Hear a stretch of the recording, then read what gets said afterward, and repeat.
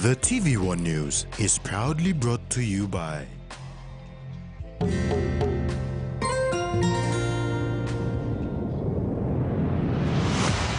BSP, our bank, our people.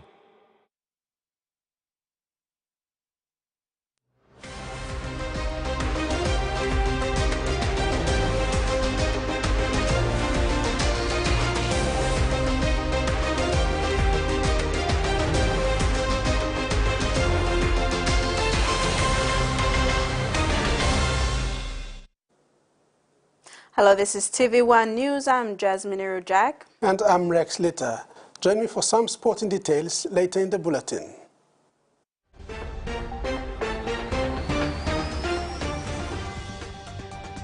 In this edition, mobilizing churches to address SAV, RTA takes over registrations and licensing, and Cricket PNG taking cricket nationwide.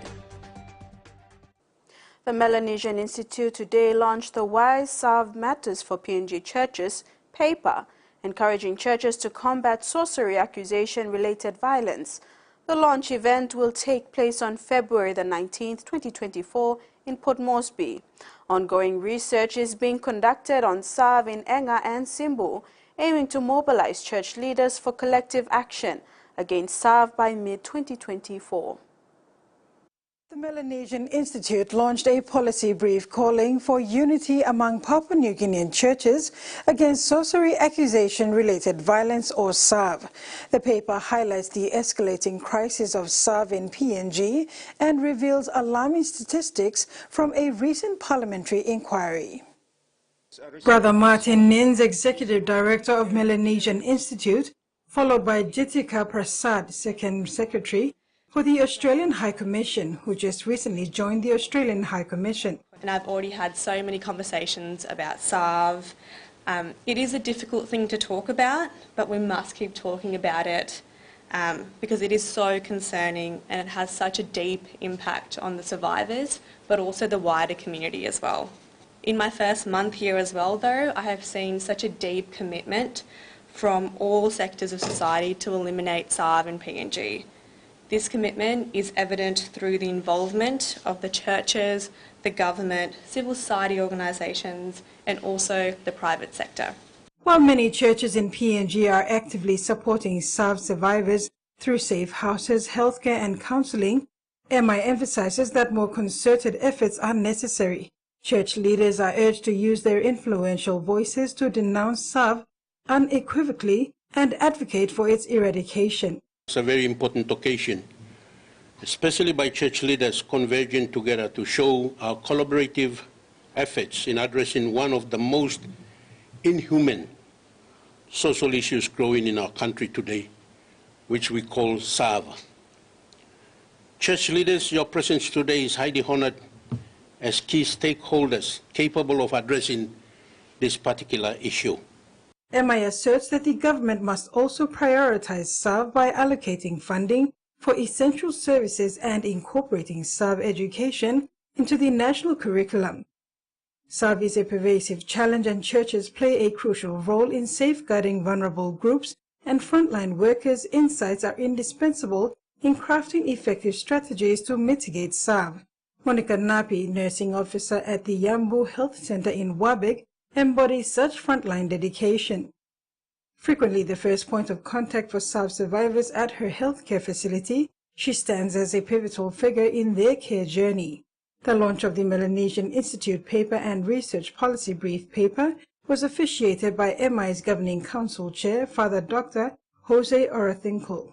Carol Kidu Jr., TV1 News. Meantime, Bishop Paul Sundu from the Catholic Diocese of Kundiawa shared what has worked and what has not in responding to SAV in Simbu province and how the churches can prevent it. Bishop Paul's present because of his diocese has institutionalized plans to address SAV in their pastoral plans. They have been working on SAV for several years in their respective church networks. He mentioned that the first SAV case was in Enga in 2016, and since then the Catholic Church in Wabeg has been responding to victims of SAV from rescue operations, bringing them to hospitals, caring for them, and bringing them to safe houses.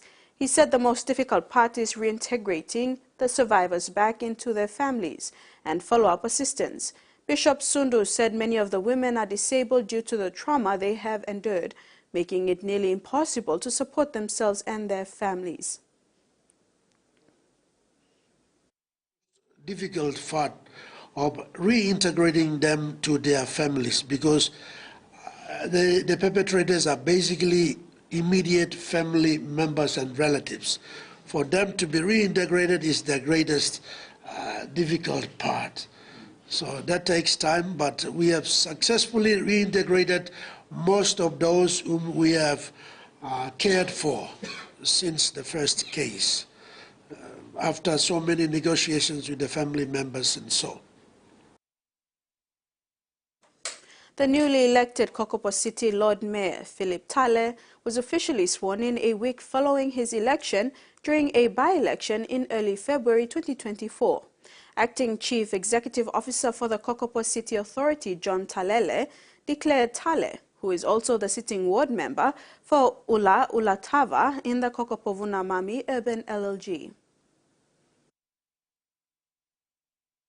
19 ward members took part in a secret ballot that was officiated by the East New Britain Provincial Electoral Office. Tale won by 11 votes over the 8 votes for fellow candidate and Bita Reba Rebe ward member Divya Kopman. Mr. Talele congratulated the new mayor and encouraged the ward members to carry out their responsibilities in Kokopo City and their wards. The swearing-in of the mayor-elect was facilitated by Senior Provincial Magistrate Samuel Lavatul on 15 February 2024. Deputy Provincial Administrator for District and LLG Services, Nicholas Lamre, congratulated Tale on his election as the new Lord Mayor for Kokopo. He said that ward members should be the first change in their communities.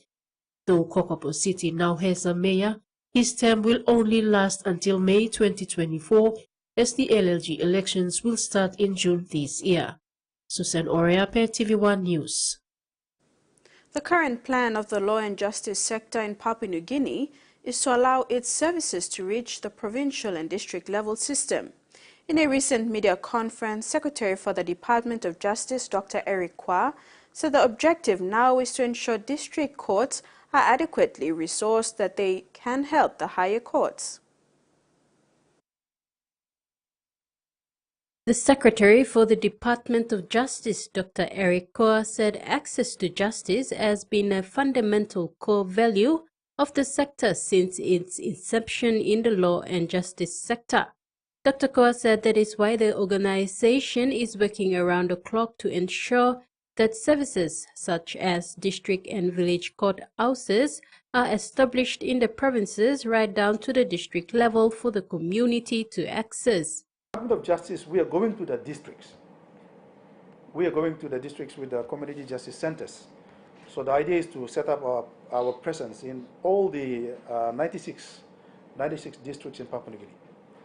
And that's the same with all the other law and justice sector programs. We want to go to the provinces, and if we are already in the provinces, we want to go to the districts. Dr. Kwa said part of the objective is to equip the district court with adequate resources so that they can help the higher courts to decrease a bulk load of cases. The Chief Justice has agreed that they will also build courthouses in the districts, proper courthouses. You can't just have a courthouse and then you let him judge comes around. It's also about the safety. It's also about the respect to that office. And so you need to design a proper courthouse where the judge is sitting and even delivering justice in a district. However, Dr. Kwa said not having enough magistrates and judges is always a challenge. Numbers are not enough. Now, if you look at the 22 provinces, let's include NCD and Bougainville. When you look at the 22 provinces, at the moment our limit is 40. And so that's why we increased the number to 60.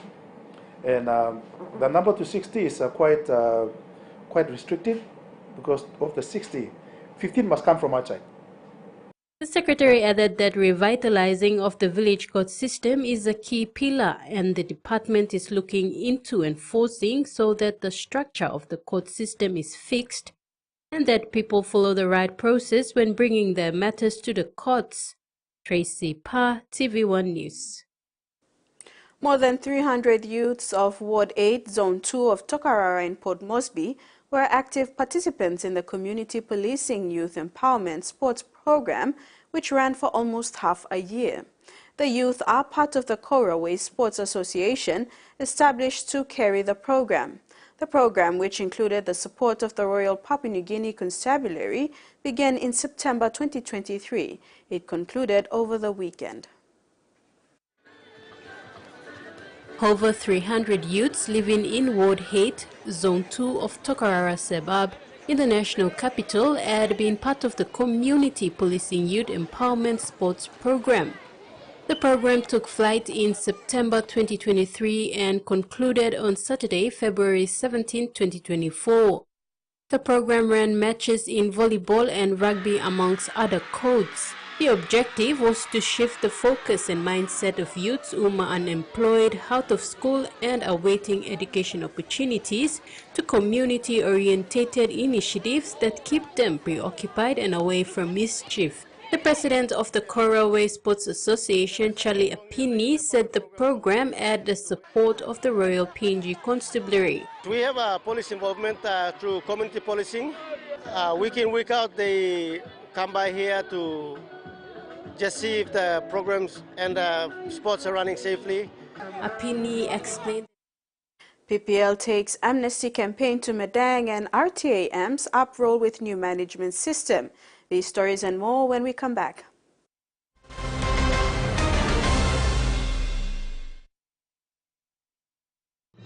Experience a convenient and smarter way to do your banking with BSP Mobile Banking.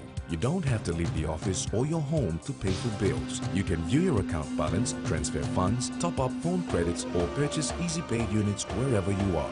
Visit your BSP branch today to register now for BSP Mobile Banking. BSP Mobile Banking, the smarter way to bank. BSP, our bank, our people. He says the best Hunters players come from his region. So does she. But there's one thing that brings everyone together. SP Laga, Bunyamyumi. Open nets.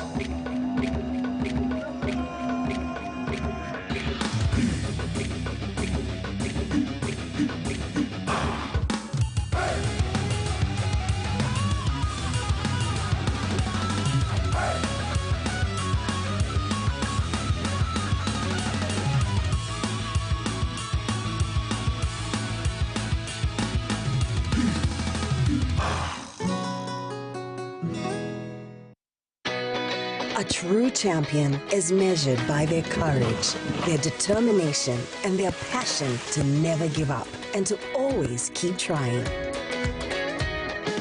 With a delicious Milo and milk taste and added nutrients, Milo and milk is a great way to fuel our little champions with nourishing energy every day. Because true champions give it their all. Milo, PNG and Mia. Find PNG made.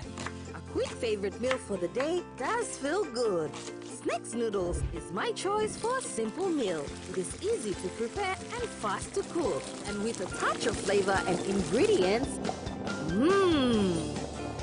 quality noodles that can be cooked and enjoyed in many different ways. You see, my whole family loves it. It's made here in PNG and comes in different pack sizes. Snacks noodles, tastier but you like it more.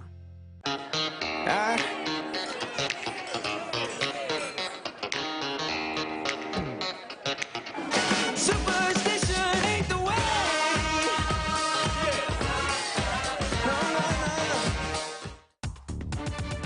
Come on out and join the party, baby.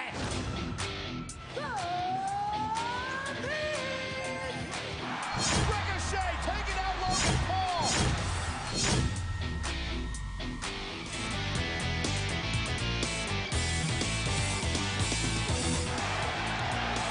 Samoa drop by Nia Jax.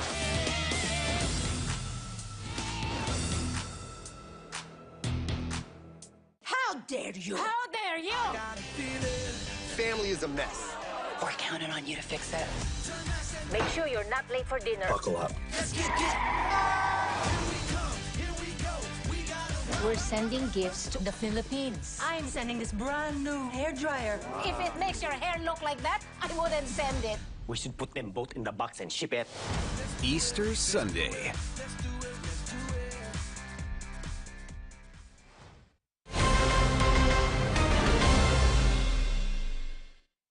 Welcome back.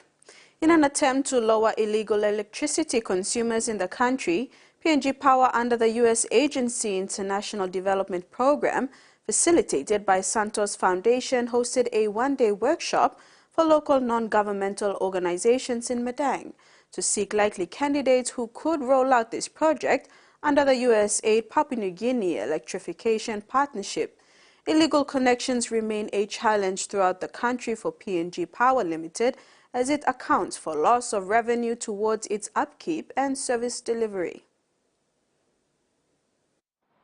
PNG Power's financial stability and ability to provide effective services to the masses is being challenged daily. Challenges include high operational costs, low revenue collection rates, and inadequate funding for infrastructure upgrade and maintenance. It impacts the organization's ability to improve reliable power supply both to urban and rural areas. These challenges were shared during the PPL Amnesty campaign in Madang Province. The campaign was rolled out under the USAID Papua New Guinea Electrification Partnership Program. Santos Foundation facilitated the one-day meet for NGOs in Madang who want to help implement the PPL Amnesty campaign in the province. Sioni Ruma, Program Manager Electrification Partnerships for Santos Foundation, said illegal connections remains PPL's biggest challenge yet. We feel that NGO, they already, as you said correctly, all looking plenty work pinisa around Madang. They know all the communities and they have the working relationship with the institutions and the arms of government and the leaders of government like yourself. The selected NGO or community-based organization will undergo rigorous training on how to encounter communities, disseminate information, manage locations, and educate communities. Their main task is to identify illegal consumers and educate them to install EasyPay meters. Councillor for North Ambenob, Ward 1 Rodney Salan, suggested to Mr. Ruma to engage community policing units and to expand the campaign to outer peripheries of the urban districts, as that is where most illegal connections occur. So this awareness and by going said na by helping you me too. Long you know one plus something and me free. Me plus pay all services from government long all needs, all basic needs from me plan. Long improvement long all services, all our plus sectors that you me have working all SME, now our program and by helping me plan. Nicholas Kase runs an ICT SME in Madang. He suggested implementing innovative tracking systems to monitor consumer power supply and to have a merger of participants to assist each other in rolling the amnesty campaign. Mr. Ruma said the issue of illegal connections has been prevalent in PNG for many years. According to a 2016 report by the Asian Development Bank, approximately 40% of the PNG's electricity is stolen through illegal connections. This high rate of theft has resulted in substantial financial losses for PNG Power, with estimates of around 100 million kina annually lost due to illegal connection. The USAID PP activity is a 5-year project partnership with the PNG government to advance the country's journey to self-reliance by contributing significantly to achieving the goal of connecting 70% of PNG's population to electricity by 2030. To accomplish this goal, the USAID PP activity focuses on facilitating at least 200,000 new on- and off-grid household electricity connections and institutionalizing key strategies that will enable PNG to achieve this target over the course of implementation. The Road Traffic Authority will now be responsible for vehicle registration and driver licensing in consultation with Motor Vehicle Insurance Limited for the next 3 months to ensure the public is made aware of the changes. This change is being bolstered by RTA's newly launched Road Transport Management System. Once the sole responsibility of the Motor Vehicle Insurance Limited, with vehicle registration and licensing. The task will now be performed by the Road Traffic Authority. With this added responsibility, the work of the RTA will be made easier through the Road Transport Management System's revamped IT-based structure intended to improve vehicle registration and driver licensing, commencing in NCD and will be rolled out throughout the country. The RTA will conduct awareness during the 3 months in consultation with MVIL, as well as enforcement of traffic rules and regulations to address the prevailing issues of unregistered vehicles and unlicensed drivers on the roads. These awareness and enforcement operations will be undertaken in collaboration with the Royal Papua New Guinea Constabulary Traffic Unit. The RTA board and management have been tasked to take ownership and responsibility to ensure the IT system in place is sustainable through restocking driver licensing cards and vehicle registration labels. The staff of the registration and licensing unit have undertaken the relevant training and have started using the system. Meantime, RTA Board Chairman Dominic Kalmu challenged the board to work with the government to help achieve its goal of improving the public land transport system in the country. Susan Oreape, TVWAN News. The Papua LNG project provided 3,500-litre water tanks to Kayavaria village in Kikori District, Gulf Province recently to positively impact the lives of villagers within the project area. The Papua LNG project values building strong relationships with communities. Kayavaria village is the first of 8 villages along the barging route areas to receive the water tanks and a radio system. Deployment in other villages is currently ongoing. In addition to the water tanks supplied, Papua LNG also equipped the community with a radio system powered by solar panels and fitted with inbuilt USB ports for charging devices.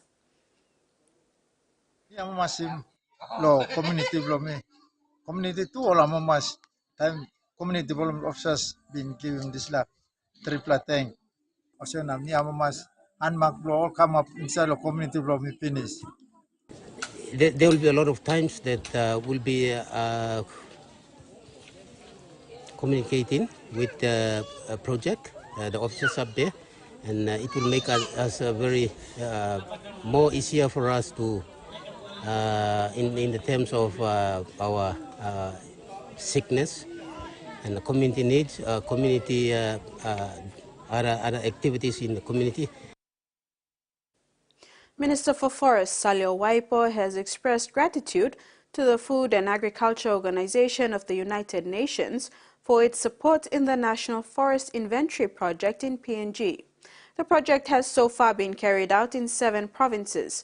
Western Highlands Province is the 8th province currently rolling out this exercise. The Food and Agriculture Organization of the United Nations is in partnership with the PNG Forest Authority in implementing the National Forest Inventory Project. The project involves assessing and monitoring the country's forest resources.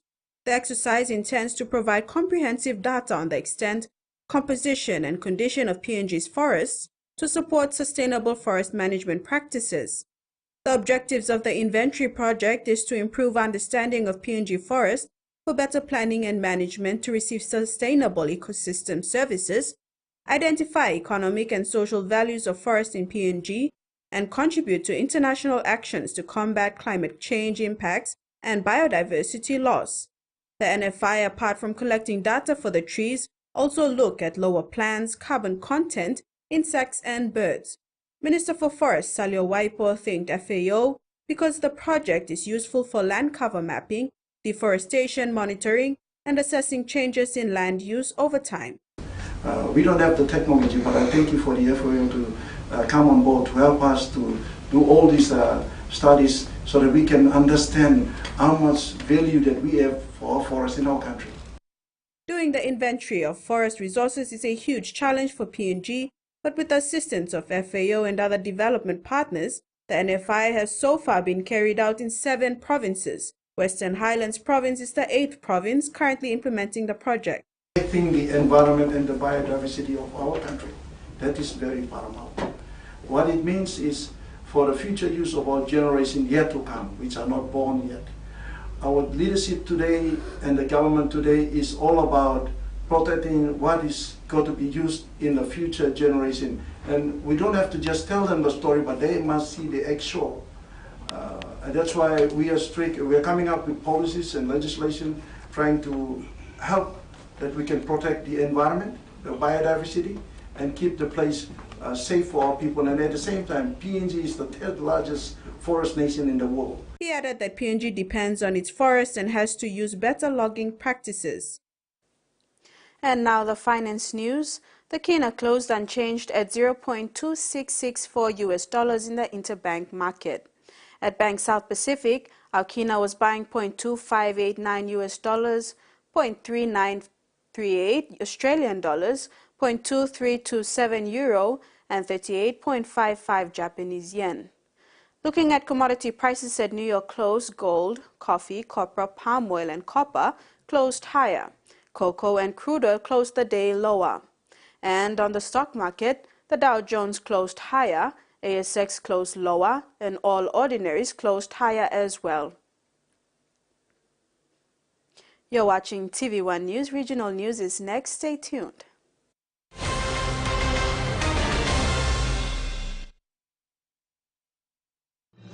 Experience a convenient and smarter way to do your banking with BSP Mobile Banking. You don't have to leave the office or your home to pay for bills. You can view your account balance, transfer funds, top up phone credits, or purchase Easy Pay units wherever you are. Visit your BSP branch today to register now for BSP Mobile Banking. BSP Mobile Banking, the smarter way to bank. BSP, our bank, our people. Hiya, Mama.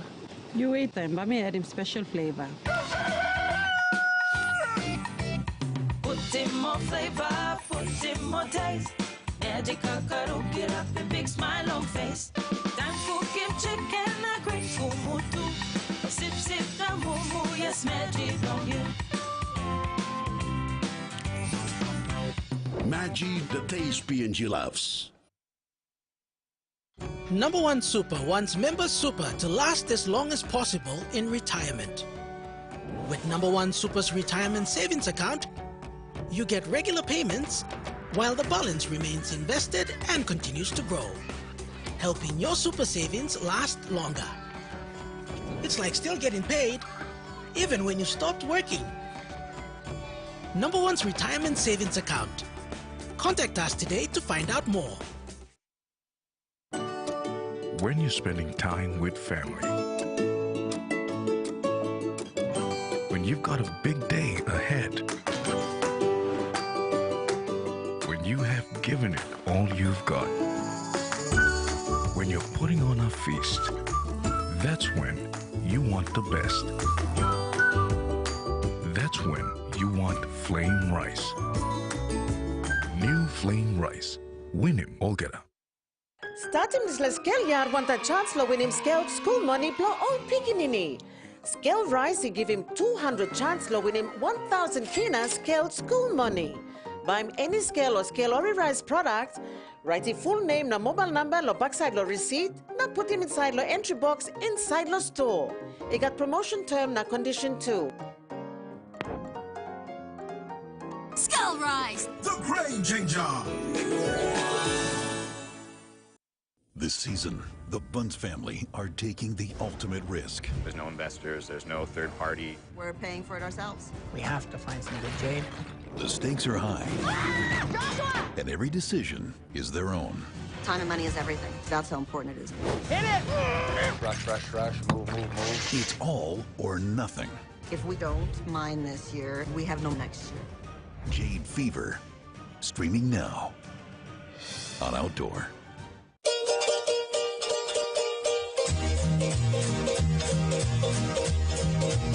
Hai, suruh kang plus dulu TV. Alright, Mika.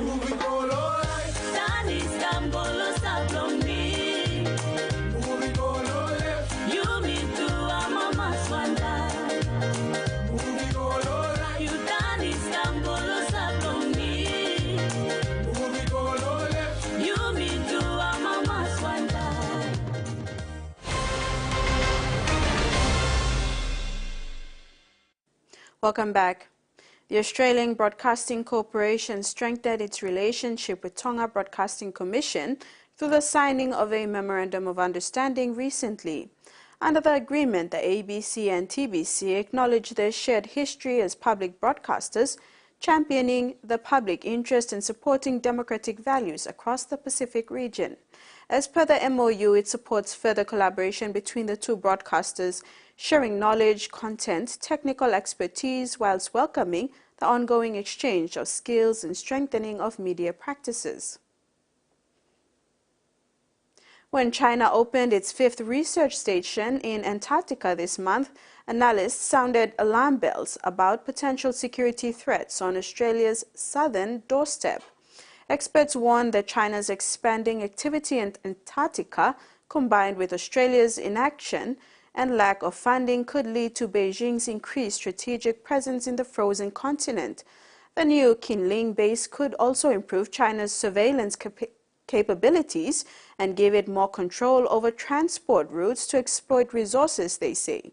However, a Chinese foreign ministry insisted the new station would be used to provide a platform for joint scientific exploration and cooperation between China and other countries and help advance peace and sustainable development in the region.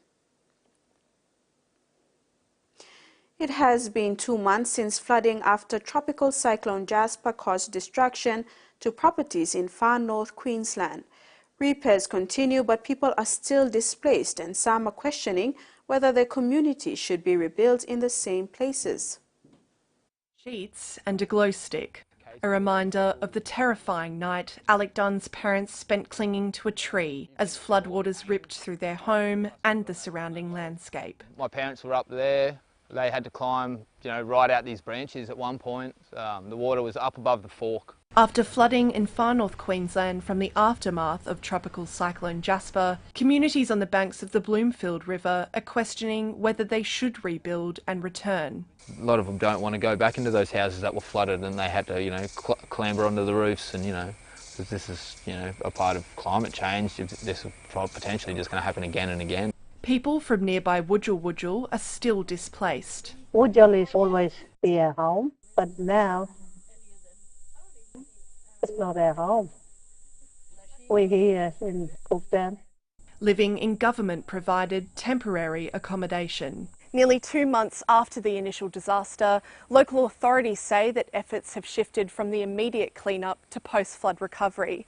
But with repairs to necessities like housing, potable water and sewerage still underway, there's a long road ahead. The Queensland Government says it's working to ensure Wudjil residents can return to their homes as soon as possible, and the location of future social housing and public assets will be assessed. Our access roads are open at the moment, but with a lot more rain we could easily be cut off again. It's finding the right places to rebuild for people, the whole valley, not even Wudjil, the whole valley. I don't think it's a good idea to build in somewhere where it's just flooded. Locals hoping for a more secure future. 14 Pacific countries have taken a step closer to finalize their preparations with a common understanding of key issues for the next round of the Intergovernmental Negotiating Committee to develop an international legally binding instrument on plastic pollution, including the marine environment in Canada. It follows the 4-day Pacific Regional Preparatory Workshop held in Auckland office of the New Zealand Ministry of Foreign Affairs and Trade from the 12th to the 15th of February. At the session, Pacific countries were reminded that the plastic pollution crisis continues to impact livelihoods, social and economic growth for Pacific countries. The meeting was attended by the Cook Islands, Federated States of Micronesia, Fiji, Kiribati, Marshall Islands, Nauru, Niue, Palau, Papua New Guinea, Samoa, Solomon Islands, Tonga, and Vanuatu. The wine harvest is starting to wrap up across New South Wales, and growers are jumping for joy. After years of poor picking caused by heavy rainfall, the industry is now reporting high-quality yields. Brumble's winery near Griffith in the Riverina has been pushed to the brink in recent years. Record rainfall damaged his grapes, costing him tens of thousands of dollars. But this harvest couldn't have been better. He's seen a 50% increase in yields this season. Really been good growing seasons in the 30s, and it's been a fantastic year for grape grower. At Orange in the state's central west, growers will continue picking for a number of weeks, and it's already proving to be fruitful. From lower altitudes to higher altitudes across all different varieties, we're all really excited about what this vintage is going to bring. It's a stark turnaround after the last few years. In 2021, China imposed trade tariffs on Australian wine, leading to a glut of more than 2 billion litres. It saw prices plunge to record lows of $150 a tonne for red wine growers. We need to probably lose 25% of our wine grapes in Australia to sort of go back to a balance. The Federal Trade Minister will soon meet with his Chinese counterpart, in the surest sign yet that the trade ban could be lifted in March. It would mean the majority of this vintage will be on its way to Asia. It could mean up to a 20% increase in sales, which would be very handy right at the moment. Vignerons like Bruce Tyrrell say if the ban isn't lifted, growers may have to start ripping out their vines. If they don't start buying again, then there's probably massive restructure for the Australian wine industry. An industry with its future hanging in the balance. Palau government has called on Australia to intervene in negotiations with Washington over funding for the Pacific, as Palau warns that Beijing is aggressively pursuing its interests across the region, intending to force the islands to sacrifice Taiwan. Palau says the Chinese government was targeting officials across the Pacific at the same time. As the U.S. Congress delays billions of dollars in funding, it promised regional leaders would be ready by October. Months of delays by the U.S. have created a $50 million shortfall in the country's annual budget, leaving it vulnerable to a lobbying blitz from Beijing. The developments have heightened Australia's officials' concerns about the Chinese government's intentions in some of its closest neighbors. And that ends the news segment. We'll have sports with Rex after the break. Stay with us.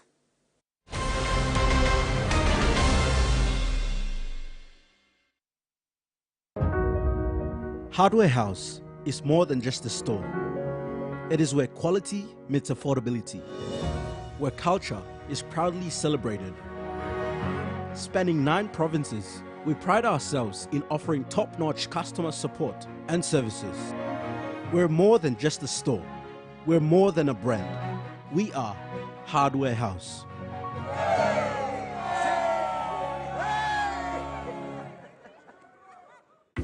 Beauty is my business, but beauty sure is a tough game. Filters are great, but great skin, better. And that's why my skin deserves the best.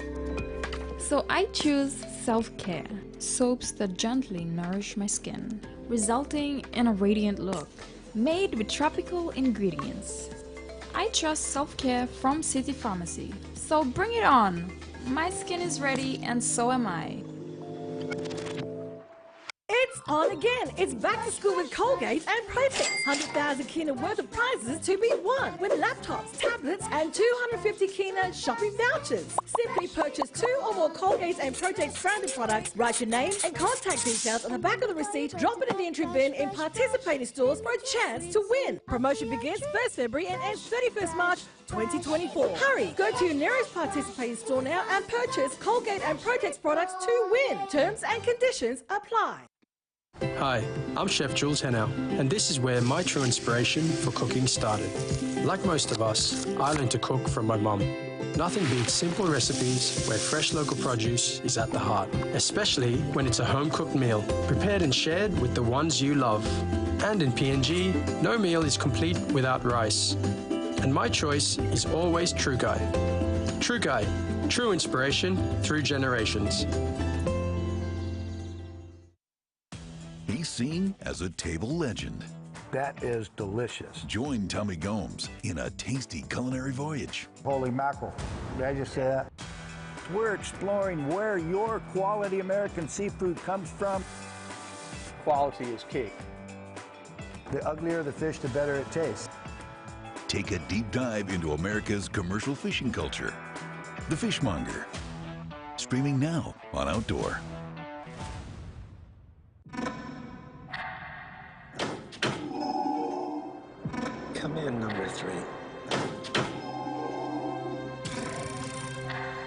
3, combat.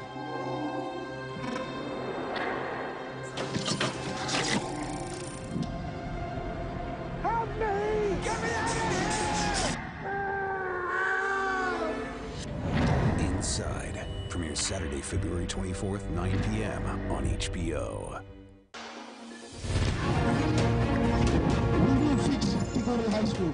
Or mamaya service krete morsa daina. I want the PNG government to have that capability. I cried and I did it. Scope returns February 25th with more in-depth stories of people, places and events from around the country and region.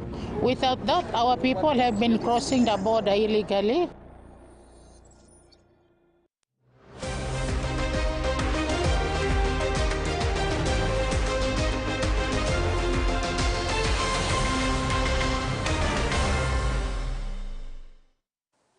Welcome back. The National Gaming Control Board Ipatas Cup Eastern End Challenge ended on a high note Sunday when the remaining 4 teams squared up for the final sports. Morobe Country took Kindang Storm of Diwaka before Lisapeka Bulldogs of Eastern Highlands played Kuluka West of Diwaka, led by veteran Joe Frank. Both Diwaka teams, Kindang Storm and Kuluka West, rose up above the opponents to grab gold passes to represent the Eastern End Challenge in the finals.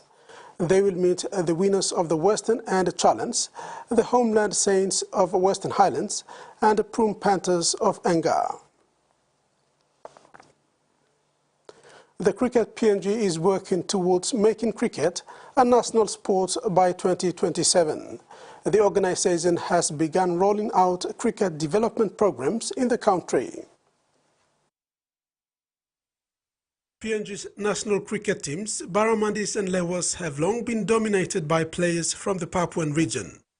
They have represented the country with pride and been performing well at the regional events.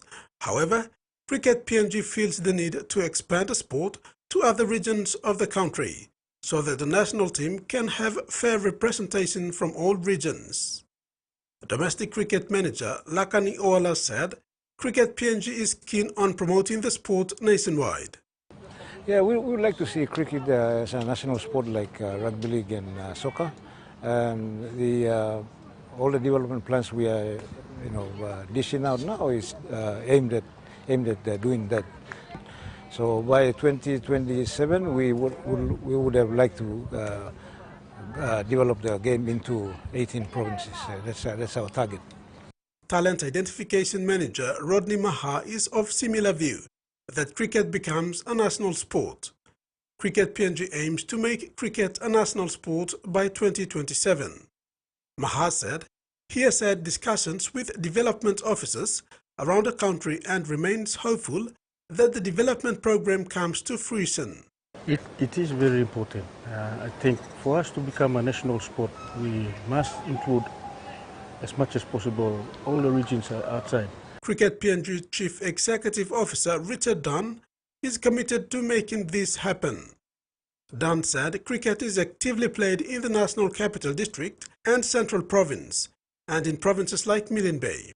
Absolutely. I mean, our whole aim is to spread cricket throughout PNG and not to just have it, based a lot around NCD and central areas, which is very strong. BSP Pikinini cricket and school cricket programs have been helping in the process of nationalizing the sport. Cricket PNG confirms that 7 provinces in the country are actively playing cricket. The aim is to have 18 to 20 provinces playing cricket actively.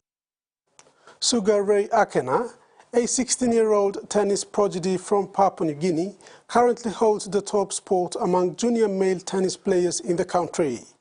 Under the guidance of fitness coach Ian Kagayavi, Sugar Ray is undergoing rigorous training in preparation for upcoming tournaments.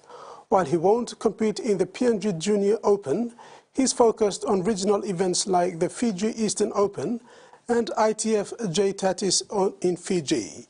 With his talent and dedication, Sugar Ray is making waves in the tennis world. The private company's netball competition is nearing completion. Semi-final matches were held over the weekend at the Rita Flynn Netball courts in Port Moresby. Defending champions More Printing have booked their sports for the next month's grand final.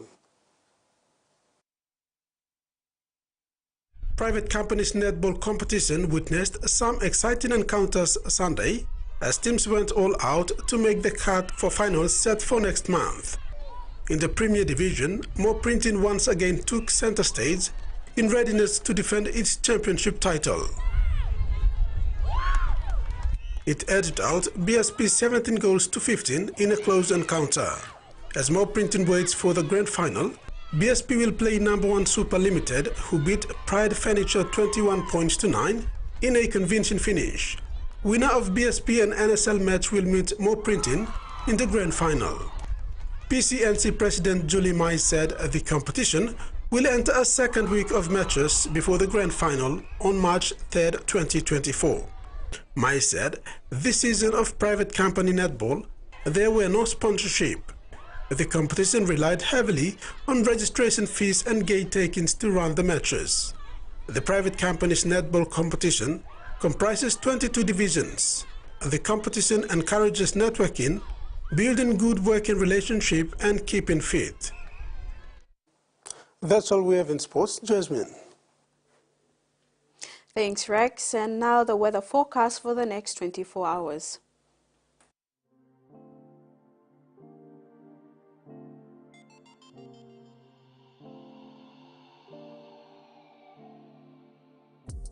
Regional forecast. Southern, scattered showers and isolated thunderstorms. Port Moresby, mostly cloudy with occasional rain showers.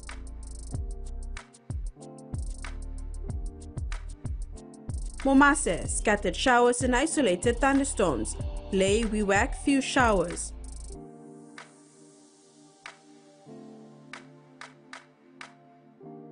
New Guinea Islands, scattered showers and isolated thunderstorms. Kokopo and Rabaul, cloudy with few showers. Highlands, scattered showers and thunderstorms. All centers, some showers with possible thunderstorms.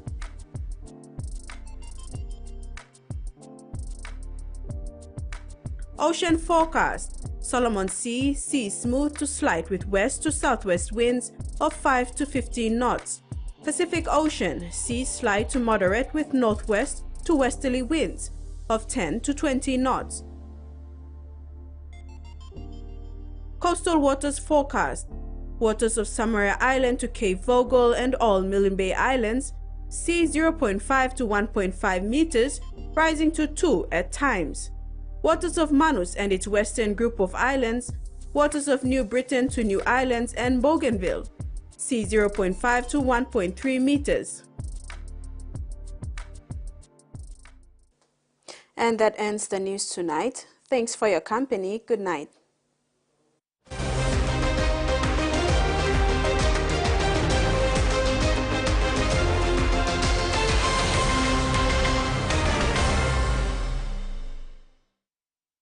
The TVWAN News was proudly brought to you by